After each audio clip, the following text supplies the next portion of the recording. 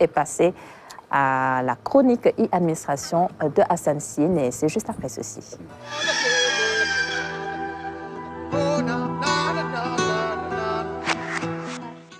Et on reparle bien entendu de ce salon sur les innovations technologiques qui s'est déroulé la semaine dernière à Las Vegas. Hassan, quelques innovations t'ont particulièrement marqué lors de cette rencontre internationale et tu vas justement nous en parler ce matin.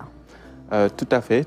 C'est le salon où on rivalise d'inventions, d'innovations, les unes plus pertinentes que les autres, les unes plus utiles que les autres. Oui. Et donc, parfois même, on retourne carrément en arrière pour faire plus dans l'innovation, en tout cas.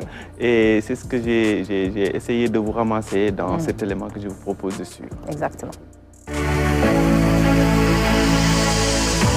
Le CES de Las Vegas est le grand salon annuel des nouvelles technologies. On y trouve des innovations en veux-tu, en voilà, avec parfois une touche de rétro. Le monde du numérique avait les yeux rivés sur la capitale du Nevada aux États-Unis du 9 au 12 janvier 2024 pour le rendez-vous annuel du Consumer Electronics Show CES. Mais à côté des pépites innovantes, guidées souvent par l'intelligence artificielle, notamment des robots à tout faire, il y a aussi des inventions promises à un large succès, comme le Rabbit Air One, un petit boîtier capable de comprendre toutes les applis que vous avez l'habitude d'utiliser pour les actionner sans que vous ayez quoi que ce soit à toucher. C'est la sensation futuriste du salon avec un prix abordable à moins de 200 €. 10 000 exemplaires ont été recommandés dès le premier jour du salon. Il y a les innovations qui nous rappellent que ce que nous avons à la maison et dans la vie de tous les jours peut toujours être amélioré avec la connectivité, avec surtout l'IA. C'est le cas des toilettes connectées, pilotables à la voix, des fauteuils de massage ou encore la mobilité avec des moyens de transport futuristes et de plus en plus connectés. Les applications qui s'intéressent à nos émotions ont aussi fait une apparition remarquée au CES 2024 chez les ingénieurs biologistes et autres psychologues, notamment asiatiques. Et comme un peu partout, on constate au CES une sorte de mouvement rétro. Le plus bel exemple de cela, c'est une coque pour iPhone qui a été présentée et qui a la particularité d'étendre le téléphone pour y ajouter un clavier physique. Puis des vieux postes radio ultra connectés, mais qui gardent leur design d'antan, histoire d'attirer les nostalgiques. Et on a vu ces radios, quand tu parlais tout à l'heure de retour dans le passé pour créer des solutions technologiques. Effectivement, ils gardent le design des anciens postes radio là, que nos grands-parents, et pas que, hein, avaient. Les parents peuvent. Je te pointe le doigt.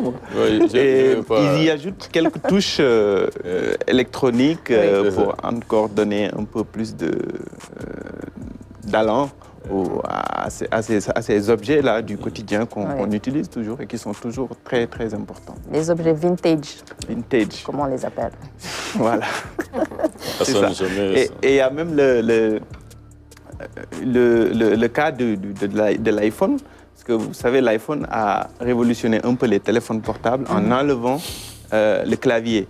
Oui. Maintenant, il y en a qui proposent des solutions de coque en ajoutant des claviers pour l'iPhone. Donc ça, c'est un peu un retour en arrière. Oui. Et il y a toujours des gens qui sont férus de ce genre d'invention. Absolument. Ça leur rappelle quelque chose, certainement. Oui, bien sûr. Voilà. C'est vrai.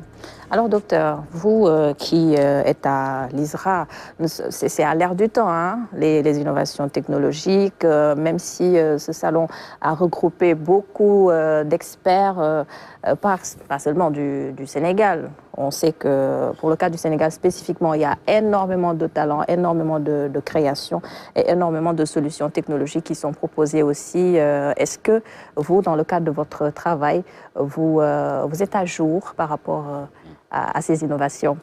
Alors, à jour, je ne saurais dire. Peut-être on peut avoir l'ambition d'être à jour et je pense que l'ISRA a cette ambition-là. Et dans le domaine de la génération des technologies, au sens large déjà, voilà, c'est le champ, c'est le mandat de l'ISRA.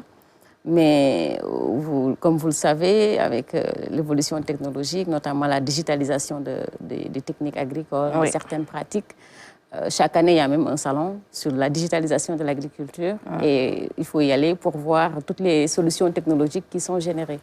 Actuellement, par exemple, à l'ISRA, il y a toute une équipe qui travaille sur la caractérisation de la manière la plus fine possible des traits de caractère des semences.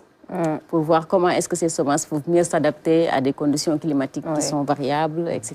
Comment est-ce qu'on peut mieux les déterminer pour voir comment on peut mieux produire, être mieux performante. Et c'est des équipes de jeunes chercheurs, physiciens, généticiens qui travaillent ensemble, qui développent et qui adaptent certaines technologies qu'on peut difficilement trouver en général dans nos contextes. C'est ça. Il y a beaucoup de travail. Effectivement, hein, il y a toujours des logiciels, des applications ou même des dispositifs de petits appareils qui permettent d'apporter des solutions à tout et n'importe quoi et dans tous les domaines. Hein, que ce soit la logistique, par exemple, j'en ai parlé avec l'invention d'un Sénégalais, une start-up qui était également là-bas à Las Vegas. Il y a aussi des appareils comme celui dont on en parlait tout à l'heure qui permet en tout cas, avec l'intelligence artificielle, de t'organiser ton voyage, par exemple. Il suffit juste de lui dire, ça s'appelle Rabbit Air One, et ça permet à partir de tes applications, de t'organiser ton voyage, par exemple. Je dis le voyage, mais ça peut faire autre chose aussi. Tu lui dis, oui, je veux voyager en France, telle date et telle date. Essayer de me réserver un billet d'avion, un hôtel, voilà, demander les congés et tout ça. Il le fait. L'application te fait tout ça. Ah oui, incroyable. C'est juste un exemple parmi tant d'autres. Et c'est ce genre d'innovation qu'on retrouve là-bas. Il y en a tellement on se demande parfois même que ça ne nous sert à rien de faire tout cela. Et voilà. Mais c'est ça, en fait. C'est le charme de ce salon. Exactement. Chacun vient avec ce qu'il pense être utile pour tout le monde, quoi. Exactement. Et après aussi, on le rappelle aussi, les startups ont toujours besoin d'accompagnement. Comme je le disais tout à l'heure, la créativité est là, les solutions sont là, des solutions qui peuvent vraiment régler énormément de problèmes, énormément de questions. Mais après, l'autre problème qui se pose, c'est l'accompagnement. C'est l'accompagnement parce que, comme on le rappelle très souvent, les startups sont souvent dans le domaine du numérique.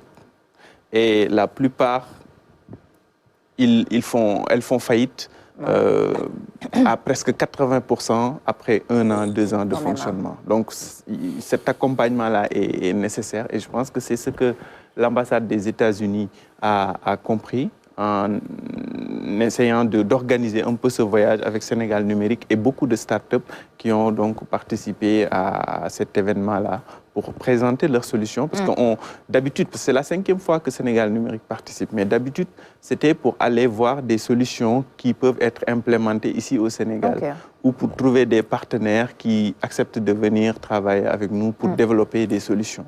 Mais cette fois-ci, le Sénégal était là-bas, mais aussi pour présenter des solutions trouvées par des Sénégalais, comme tout le monde en a, la French. On en parlait de la French Tech, il y avait les Coréens, tous les pays étaient représentés. On parle d'un chiffre de 150 pays sur 190, donc ce qui montre que c'est un domaine qui intéresse tout le monde. Absolument. Au moment où nous accrochons à la francophonie, les Français, font que des clins d'œil à n'en plus finir à l'anglais, French Tech. Leur président. Et quand je vois le président le dire avec tellement de fierté, ce grand rendez-vous de l'innovation. C'est Macron, c'est une idée de l'actuel président quand il était ministre de l'économie. C'est lui qui a renforcé la présence française et anglicisé un peu aussi la présence française à Las Vegas. C'est ça. C'est un signe qui ne trompe pas. Hassan, quelle est l'innovation qui t'a marqué?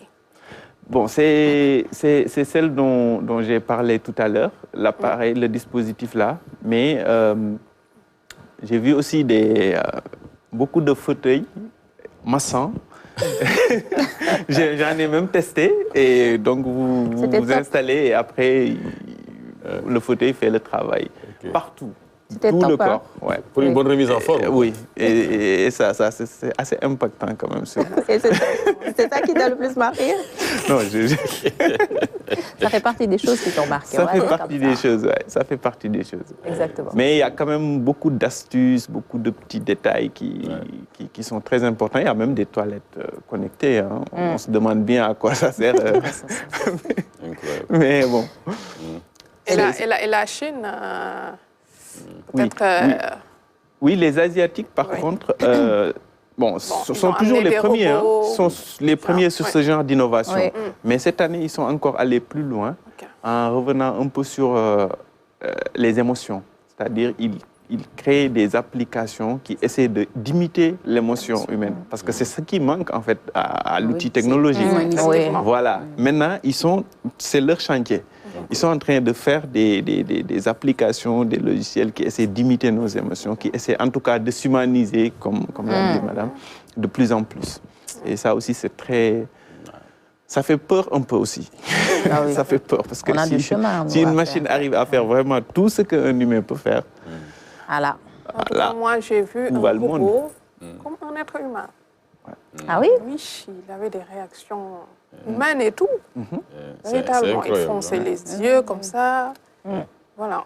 Bon, je croyais que c'était un humain. En plus. Hein. Déjà qu'il y a cette tendance-là chez certains Occidentaux à épouser un robot. Oui. Ah, comment ils appellent épouser, encore? Je dis bien. Oui. Au premier degré. Hein. On comprend. C'est grave. Hein. Si tu arrives à faire du robot... Si c'est un homme, en faire comme tu aimerais que ta femme soit, c'est bon. C'est incroyable. C'est customisé. Voilà. Oui, comme elle l'a dit, ça existe. Donc, voilà. C'est incroyable. C'est incroyable quand même. Ouais. Merci beaucoup Hassan pour ta chronique de ce matin. C'en est tout, n'est-ce pas? Oui, c'est tout. Merci d'avoir été... Mais tu restes avec nous jusqu'à la fin de cette émission. Il est 7h16 et nous allons tout de suite passer à la première partie avec notre invité.